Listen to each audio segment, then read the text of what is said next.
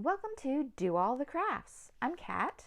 Today we will be reviewing Twinkie Chan's Crochet Goodies for Fashion Foodies 20 Yummy Treats to Wear. I've had this book for a while and I've really wanted to make a lot of the things, but sometimes it's a little bit intimidating because they're very big projects and scarves aren't super useful in Florida. But I did finally make a few projects, so let's take a closer look at the book and then take a look at the projects I made. Okay, so you can see on the cover here, shows a couple of the projects and the author, Twinkie Chan. In the front, there is a little how-to section with gives you some basics on gauge, tools you'll need, and then the basic stitches. Most of the stuff in this book isn't super complicated, so you won't need to learn any really fancy stitches for your projects. It's mostly a lot of single or maybe half double or double crochets. So one of the projects I made was I did not make the same flavor, you'll see in a minute, but it's a cake tissue cozy.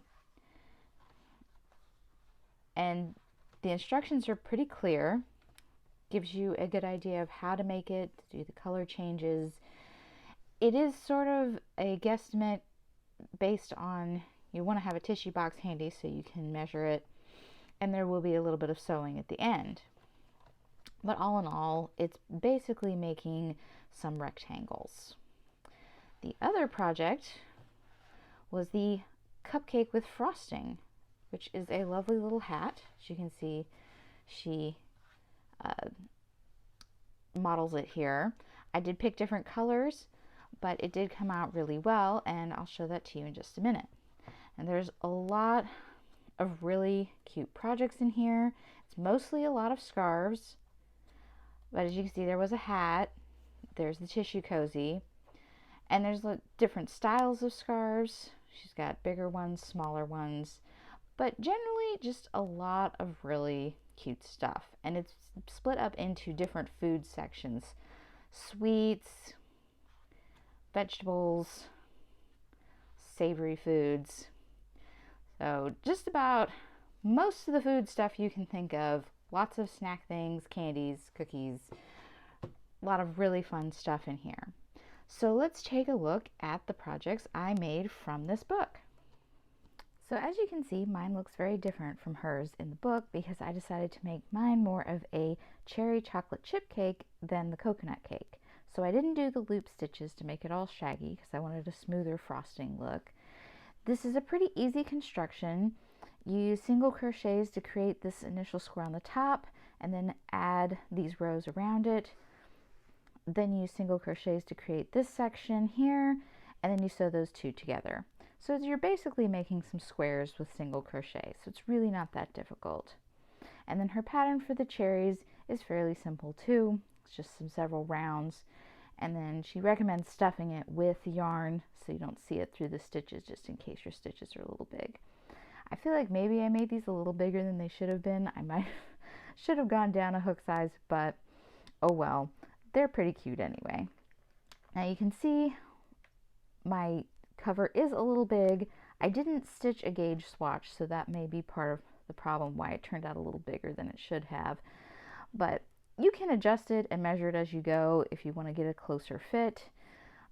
You might want to do a gauge swatch to make it easier, but I wasn't as worried about this since it's not an item that you wear. So that is my cherry chocolate chip. I have some little circles of felt that I cut out and glued on to do my chocolate chips.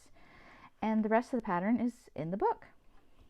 The second thing that I made out of this book was a lovely little cupcake hat.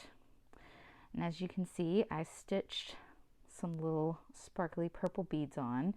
They're maybe a little smaller than I thought that they would look when I put them on, but you can embellish this however you want. You can make the frosting whatever color you want.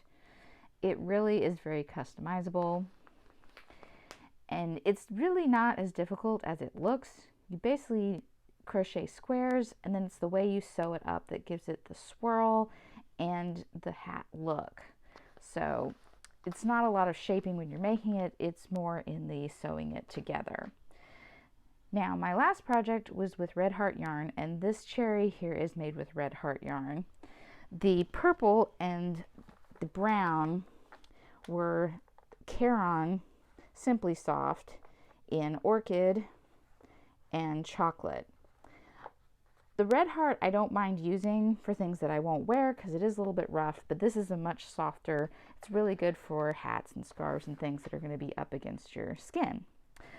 So now I'll give you my final thoughts and we'll wrap up this video. So overall, I really like this book. I love her sense of whimsy and fun, just the cuteness of the designs, and it's so unusual. You don't really see stuff like this. And she really seems to have a lot of enthusiasm and love for creating crocheted items. I would say that for the most part, the patterns aren't that hard. It's mostly just basic crochet stitches. You may need a little bit of experience in sewing things together because a lot of her things need to be constructed after you've crocheted it. But she does give you some insights on doing whip stitches and other things to put it together. Nothing that is excessively complicated.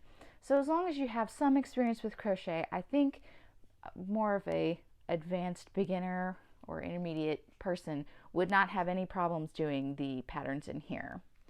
They're a lot of fun, a little silly, but I think they're really cute. And since, it's the season Thanksgiving and Christmas, so maybe you can make some food that won't add to your hips. Well, I hope everyone has a good holiday season this year, whatever you're celebrating. And I hope to see you in my next video. Like and subscribe, and follow me on social media at Do All the Crafts. And have a great day.